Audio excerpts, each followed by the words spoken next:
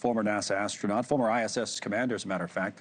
LEROY CHIAO is our guest right now. It's always one of those "where were you then" type of moments, probably the earliest I remember in my life where those moments.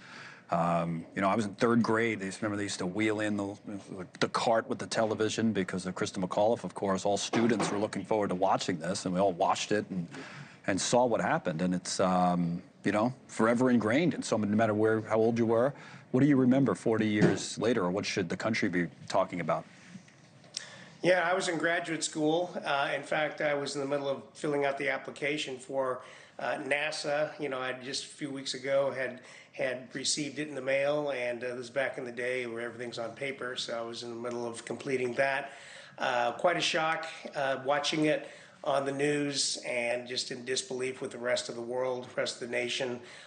But taking away from that is that we have to be careful in spaceflight and not become complacent. And it seems like over 20 years that kind of happens. We saw it on the Apollo 1 fire, and then it took 19 years, almost to the day later, we had Challenger.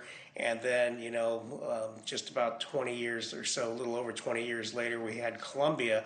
And so it seems, we've just got to stay vigilant and not get complacent. It doesn't just go for space flight. It goes for everything where there are critical operations and critical engineering and technical support. We just have to not get comfortable with things that don't look right and just get used to it. Challenger's remembered because of Krista McAuliffe, who was to be the first teacher in space, but there are so many other astronauts that we should remember as well. We can put their names up on the screen if we have that now. And what would you say about, well, first of all, so much has changed since then, but what would you say the legacy of this space shuttle crew is, and what Challenger, what that disaster led to, in subsequent years?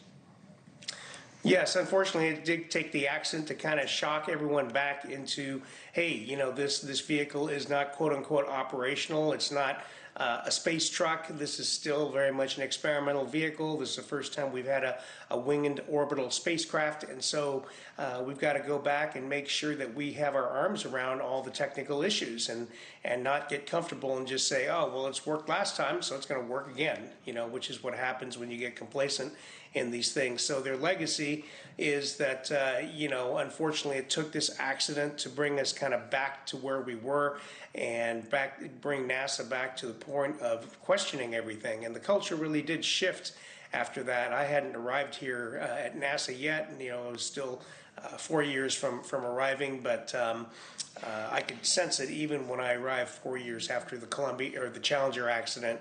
But unfortunately, as I said, with Columbia, we got complacent again and kind of repeated some of those cultural mistakes. Yeah. And it took Columbia to bring us back again.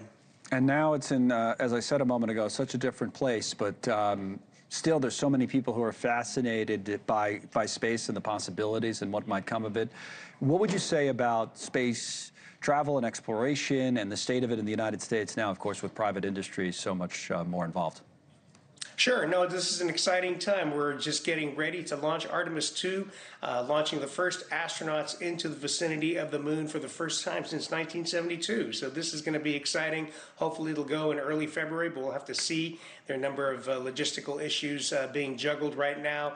SpaceX, as you kind of alluded to, in Blue Origin, but SpaceX, especially with the Starship, the most powerful rocket ever built and operated, it's getting ready for its 12th flight test. And of course, SpaceX has already caught the main booster a few times, successfully refurbished and reused one of them. So not only have you got the most powerful rocket ever in the history of the world, they've shown that they can reuse it. So very exciting times. SpaceX has a version of the ship will one day take around 100 people at a time to Mars, right, for a colony. It's crazy. And that's a few years off, but exciting. It's definitely exciting times. We keep moving forward, and also remember those Challenger astronauts 40 years ago. LEROY, thank you. LEROY CHIAO with us.